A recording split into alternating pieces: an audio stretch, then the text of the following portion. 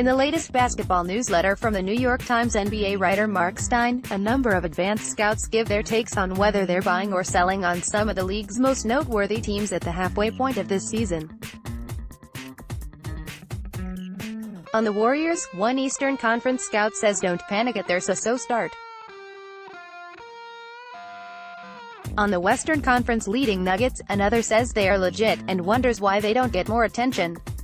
But when it comes to the Celtics, one Western Conference scout isn't sold. I'm off the Celtics. It's almost like they have too much talent. Something has gone awry there. It's too much my turn basketball whenever I see them. The ball doesn't move the same way it used to. And I just don't know if Kyrie Irving is the kind of guy who can get everybody on the same page. It's unclear when this conversation took place, but the timing is interesting. The Celtics have been averaging 35.3 assists so far this month, including season highs in each of the last 2 games. They notched 37 in Monday's win over the Nets, coming on the heels of a 35-assist outpour in Friday's rout of the Mavericks. The same scout was far more impressed with the 76ers. However, Philadelphia is my team in the East. I know people say they don't have enough shooting and they don't have enough depth, but they have more tools than you think. Jimmy Butler has made them better. Joel Embiid is a monster. Ben Simmons, talk about his shot all you want, but he's a monster. JJ Redick's shooting might be the glue to the whole thing. And even TJ McConnell, people say he can't score and he's short and he's slow. But he makes every pull-up jumper. He gets into the paint. He steals inbounds passes. He takes charges. The Sixers are physical. They will give you a problem physically. I'm telling you, anybody who gets Philly in the first round of the playoffs is going to be unhappy about it. Click here to download the new My Teams app by NBC Sports. Receive comprehensive coverage of your teams and stream the Celtics easily on your device. The 2019 NBA Draft is still about a half year away, but that shouldn't prevent Boston Celtics fans from getting to know the top prospects in this year's class. The Celtics, as of Tuesday's NBA standings, have 4 first-round picks in the 2019 draft. Those picks include Boston's own selection, the Sacramento Kings pick, the Memphis Grizzlies pick and the Los Angeles Clippers pick. ESPN draft expert Jonathan Givony released his latest 2019 NBA mock draft on Monday, and his projections for Boston's first-round picks are listed below. Keep in mind, the draft order ESPN used came from their Basketball Power Index, which predicts Boston to have 3, not 4, first-round picks in 2019. No. 9, via Sacramento, Keldon Johnson, SF, Kentucky. No. 18, via LA. Clippers, PJ Washington, PF, Kentucky. Number 27, Luka Samanic, PF, Olympia Ljubljana, Slovenia. It certainly wouldn't be the worst thing for the Celtics to target Kentucky players.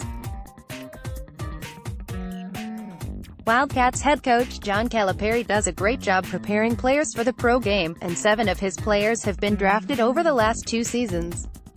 Here's a list of those guys: De'Aaron Fox, number 5, 2017, Malik Monk, number 11, 2017, Bam Adebayo, number 14, 2017, Kevin Knox, number 9, 2018, Shai Gilgeous-Alexander, number 11, 2018, Jared Vanderbilt, no. 41, 2018, Hamidou Diallo, no. 45, 2018. The Celtics hit on a Kentucky star in the 1996 draft when they took Antoine Walker.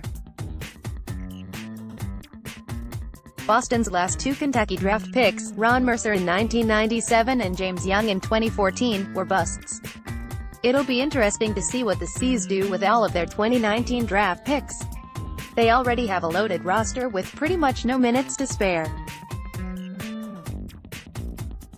It's a good problem to have though, because this abundance of first-rounders gives Celtics President of Basketball Operations Danny Ainge plenty of ammo in the trade market. Click here to download the new My Teams app by NBC Sports. Receive comprehensive coverage of your teams and stream the Celtics easily on your device. Jason Tatum is one of the most talented young players in the NBA. But he's also realistic. If the Boston Celtics pursue a trade for Pelicans superstar Anthony Davis this summer, there's a very good chance New Orleans would demand Tatum in return. The 20-year-old is the Celtics'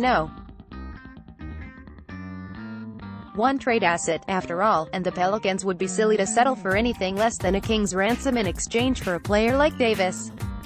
Davis reveals what he wants most in NBA career, so, is landing Davis worth giving up Tatum? Celtics radio color commentator Cedric Maxwell believes so, and that led to a surprising admission from the player himself. As Maxwell explained to host Adam Kaufman on CLNS Celtics Beat podcast, Jason Tatum's father, Justin Tatum, took exception to Maxwell's insistence that Boston should trade his son in a heartbeat if it meant acquiring Davis. Maxwell continued, his story comes around the 40-minute mark of the podcast. Jason Tatum's dad came to me and said, "I've got a bone to pick with you.